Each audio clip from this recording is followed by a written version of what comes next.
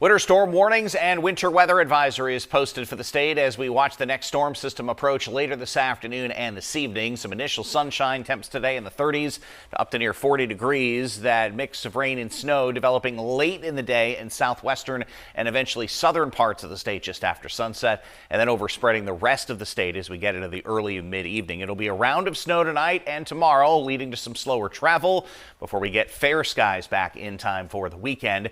General 4 to 8 inches of accumulation. About 2/3 of that falls during the evening and overnight hours tonight, and lighter snow for the day tomorrow. Much slower travel is expected with this system as it makes its way through, with the steadiest and even heaviest at times being later on tonight. You will notice that storm system edging towards us, early sun to afternoon clouds, and that leading edge starting to move into southwestern parts of the state as early as 3 or 4 o'clock this afternoon. The upper level system you see back out in the northern plains will move across the state during the daylight hours tomorrow. So 30s to lower 40s, light wind out there today with clouds overspreading the area into the afternoon. There is the initial burst of snow that is expected to develop late in the day and into this evening, except for southwestern parts of the state. I think the evening commute should be okay in most areas, but travel will really start to head downhill after 7 or 8 o'clock tonight, with temperatures eventually hovering around in the 20s to lower 30s overnight. By morning, several inches of accumulation and some lingering lighter snow for the daylight hours on Friday. We will expect it to wind down late in the day and into Friday evening, setting up fair skies for the weekend.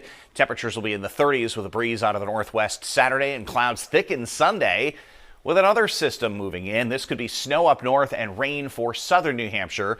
We'll keep tabs on that. The track of that system will be key as to precipitation type for Sunday night and into Monday.